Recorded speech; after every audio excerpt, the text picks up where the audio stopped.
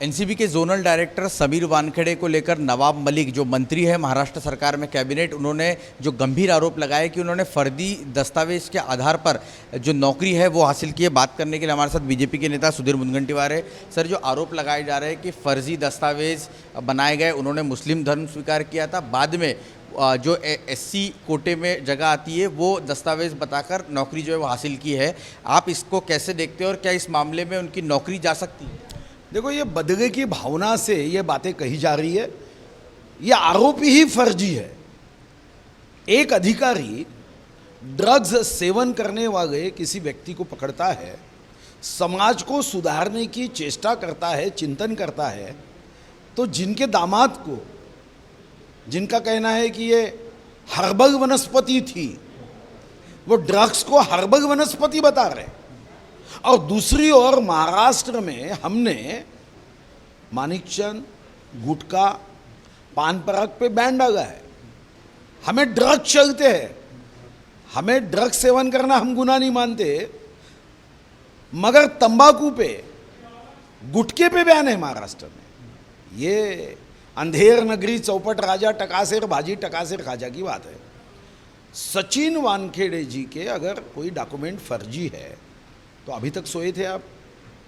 शाहरुख खान के बेटे को गिरफ्तार करने के बाद ही आपके हाथों में ये फर्जी डॉक्यूमेंट आए। अभी तक फर्जी डॉक्यूमेंट बताते हुए अपने ड्रग्स बेचने वाले को बचाने का तो काम नहीं हुआ। ये सारी बातों पे ध्यान देना होगा। अचानक आपको ध्यान आता है कि वो फर्जी डॉक्यूमेंट है, तो कोर्ट निर्णय करेगा उस विषय को कि उनके डॉक्यूमेंट फर्जी है, इसलिए शाहरुख खान के बेटे को छोड़ दो, मंत्री के दामाद को क्लीन चिट दे दो। ऐसा नहीं कह रहे, वो ऐसा नहीं कह रहे। उनका ये कहना है कि इस मामले में अब उनकी नौकरी जा सकती है। गलत दस्तावेज जुटाकर उन्होंने नौकरी हासिल की और एक शेड्यूल कास्ट जो व्यक्ति है उसका उन्होंने हक छीना है। देखो, महाराष्ट्र में ऐसी 90,000 से ज़्यादा केसेस है, 90,000 से ज़्यादा, जिसमें कई वर्षों से इस विषय का अभ्यास किया जा रहा है।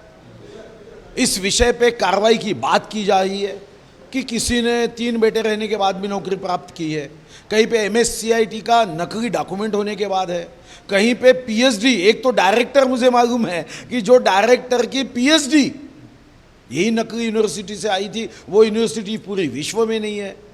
तो ये तो केसेस चलती है। ये ठीक है, ये भी गंभीर है, लेकिन ये सवाल उठ रहा है कि शेड्यूल कास्ट का सर्टिफिकेट उन्होंने नकली है जबकि उन्होंने मुस्लिम धर्म स्वीकार कर लिया। देखो, ऐसा है, यहाँ पे शेड्यूल कास्ट, शेड्यूल ट्राइब, इसके सर्टिफिकेट नकली है। इसके आधार पे हजारों केसेस है जो नौकरी कर नहीं सकते, उसके बाद भी केसेस है।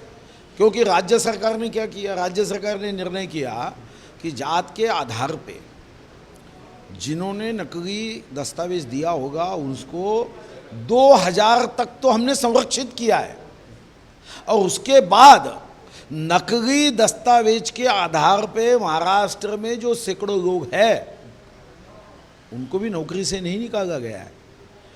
अगर समीर वानखेड़े के दस्तावेज अगर नकली है तो कोर्ट फैसला करेगा, ये मंत्री फैसला कैसे कर सकते हैं? देखो, कोई मंत्री आपका डॉक्यूमेंट सही है या गलत, इसका फैसला नहीं कर सकता है।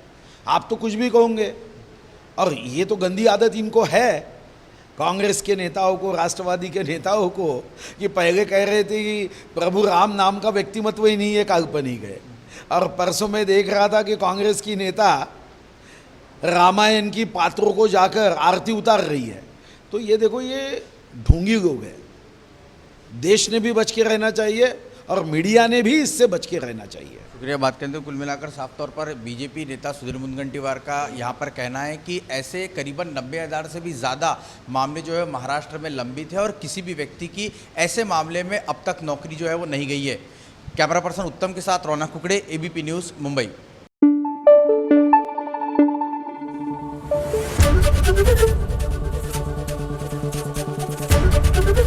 ABP न्यूज आपको रखे आगे।